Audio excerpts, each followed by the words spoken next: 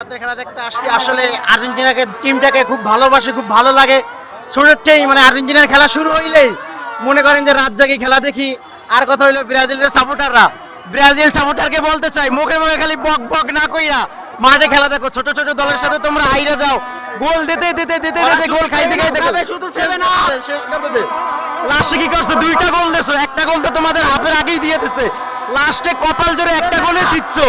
তো দেখবা আজকে খেলা লিওনেল মেসি ব্রাজিলকে আমরা যদি আজকে জিতি তাহলে সেমিতে তোমাদের সাথে খেলা পড়বে।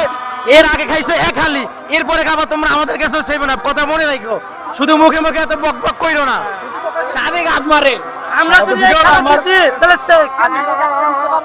আর্জেন্টিনা ভাই, আশা করি আর্জেন্টিনা জিতবে এবং আর্জেন্টিনা টিমের ফর্ম খুবই ভালো ভাই। ভাই দুর্বল ভাবছেন?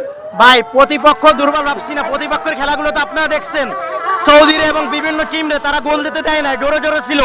এই টিমটাকে একমাত্র যখন ব্রাজিল ভাবে কি এই টিমটা দুর্বল, আর অন্যান্য টিমের কাছে এই টিম ভালো। আর্জেন্টিনা খেলা আসলেই ভাবে কি ওই টিম দুর্বল। এই হলো ব্রাজিল সাপোর্টারদের অবস্থা, বুঝছেন?